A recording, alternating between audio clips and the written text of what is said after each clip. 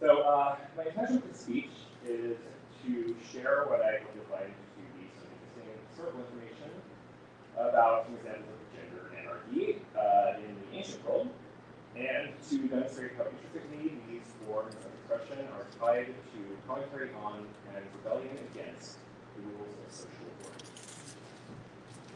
So my dear friend and performance artist and living legend, Penny Arcade has been quoted as saying, "Art without a criminal element is happy." I'll caution you that some portion of the speech will necessarily be academic, yes, I'll consider that your warning. However, this subject is about drag, and the drag is a subject which remains, for better and for worse, deliciously criminal, and many parts of our world. Drag is destruction. And this is a point of fact which has significant precedence in Western society, dating back to at least as far as the often venerated Greco-Roman era. I would like to pause here for a moment and acknowledge that though highly elevated and canonized in our society, there are obviously many other stories besides those of the ancient Greeks and the Holy Roman Empire. Ours have been a culture of colonization, and the state holds strong influence of whose stories are remembered and told. I wish to state that nothing that I have to say there is any intention of minimizing or downplaying this fact. I'm presenting some low-hanging fruit to acknowledge today, but I hope you'll find that this information is useful to us. Now, we will go back to the ancient city-state of Athens, Greece. Oscar Eustace, who is the artistic director of Joe's Public Theater in New York City, where I had the great honor of performing just last month with Cabaret, tells us in his brilliant speech why theater is essential to democracy. That both democracy and theater were in fact invented in the same decade of late 6th century Greek BC in Athens.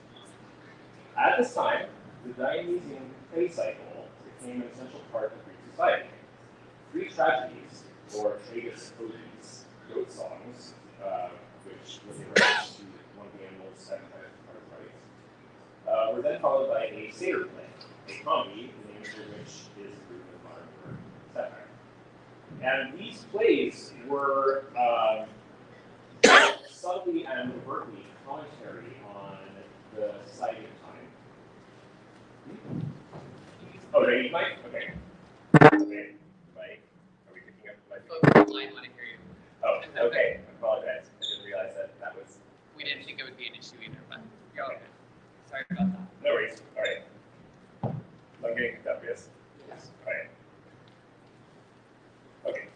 So, as I was saying, these 4 plays, part of the Dionysian play cycle, were all commentary on the wars and politics of the state, basically, and it was a safe space for this commentary. It was a very much a theater of the people, and it's important to note here just how intertwined the ideas of democracy and theater are. As Eustace states in his speech, democracy is rooted in, quote, the idea that power should stem from the consent of the governed, that power should flow from below to above, not the other way around, end quote. Additionally, theater stems from the concept of dialogue, meaning that there's not just one voice or opinion, which is being amplified by the power of the stage, but many. To quote Eustace again, quote, the thesis of that is that the truth can only emerge in the conflict of different points of view. It's not the possession of any one person.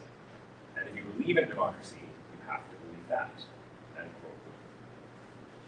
So you're probably asking yourselves, okay, but what does this have to do with drag? I'm going to attempt to make it a little clearer. It should go without saying, in my opinion, that drag as a performing art resides under the larger umbrella of what we consider theater.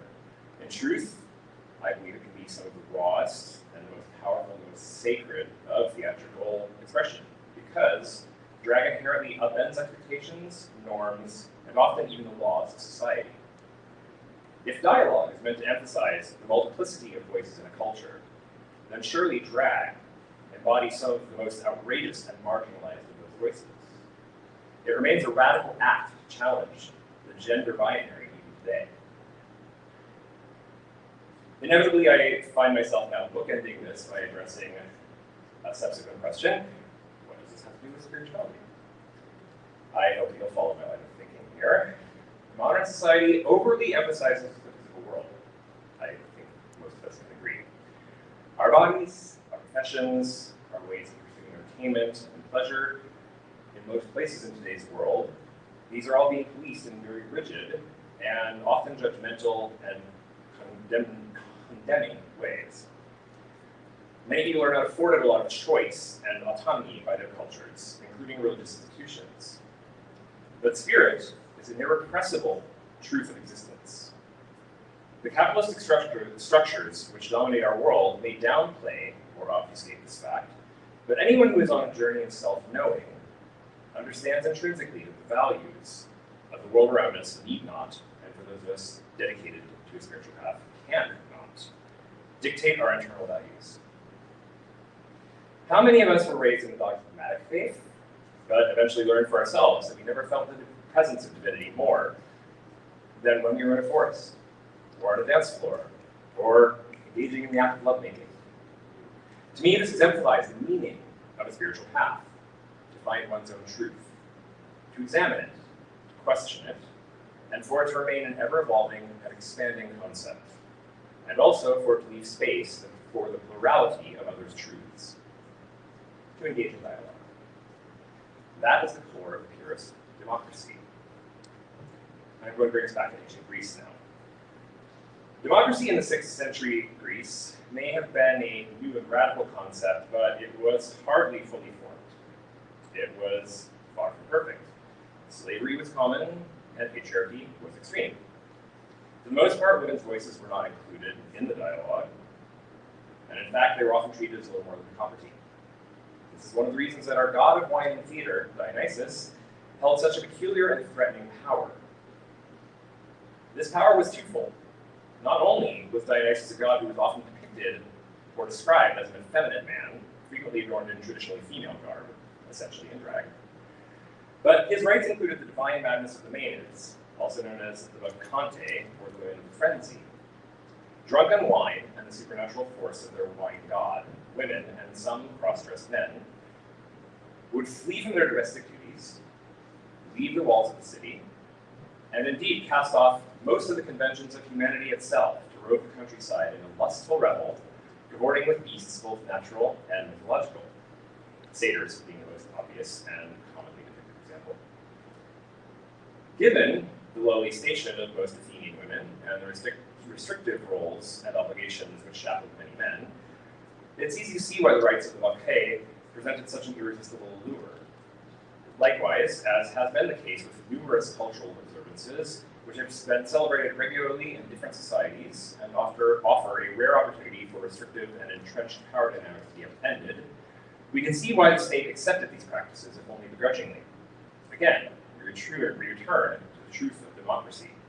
Power flows from below to above. The few may govern, but the many can overthrow the few. And if they are not allowed sufficient freedoms and voice, they may. The Maenads may have terrified and disturbed these ruling classes, but these rulers were wise enough to know that to disallow such a pressure valve, as it were, could have presented a much deeper threat to their own station and indeed their lives. And so it goes with drag. Drag challenges the gender norms and the power structures entrenched with them, which dictate how a large part of our world operates from day to day. It is telling to note that, as Arthur Evans tells us in his book, The God of Ecstasy, quote, in order to be acceptable, men had to lay aside all signs of male privilege and adopt a feminine persona, end quote, to be accepted in the Maenadic rites. As many mythic and spiritual parables remind us, being willing to yield the masculine identified traits of aggression, defensiveness, and clinging to or identifying with dominance, and to conversely display the feminine identified traits of vulnerability, permeability, and a softening into or merging with the world around us, is where spiritual enlightenment and evolution lies. Yet drag rises above even these. It is more than just a shedding of, or trading of rigidly assigned gender roles. It is an amplification of, often a transcendence of, all the qualities of gender in which the sacred resides. Drag in its purest form is a revelation of spirit as it exists beyond our physical bodies. And this is why I would posit that both drag and queerness will never fully lose their transgressive and society-challenging powers. In giving voice to the disenfranchised and lending a spotlight to all that exists beyond the strictures of the systems which yoke us, drag remains a tool of ritual theater, which reminds those in charge that we ultimately assert ourselves as the owners of our own bodies, and that our spirits cannot be defined or shackled by societal laws. As the saying goes, the personal is political. To express one's innermost truths will always remain a profoundly political act. Drag is criminal art at its finest. It is ever evolving. It eludes ready definitions and cannot be confined to a book of rules. It is an invitation to play in our identities, to both surrender calcified ego concepts and to play with roles which embody the divine itself. It is both ancient and eternally contemporary. It is a funhouse mirror which reflects our cultures back to themselves in absurd transmutations and often with biting satire or excoriating condemnation. It's no wonder that those who represent entrenched power structures and outmoded, dogmatic theological structures so often try to outlaw and regulate drag. Those who fancy themselves our masters will never truly contain the forces of the mad god Dionysus, nor those of us who follow in his non-binary footsteps, upending convention in the pursuit of a more mysterious and personal quest for the truths of ourselves which transcend our physical vehicles. I will leave you today with a call to action. It is no wonder that in our modern world, with its unfathomable inequities of wealth and privilege, and sometimes overwhelming technologies which so easily separate us from the basic truths of our human bodies and souls, drag has emerged as an ever more visible and accessible art form and platform for exploration. The underpinnings of the Western world are rooted in two entwined concepts born so long ago in Athens, that of a power belonging to us all, and that of an art form, which invites our voices to be both heard and amplified.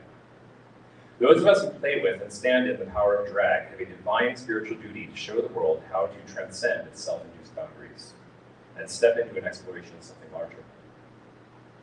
Go out and be fierce. Be fearless. Be the force of change, the voice of resistance. Celebrate what makes you different, and celebrate what is different in others. We are the music makers, and we are the dreamers of dreams. Keep showing the world how to dream itself.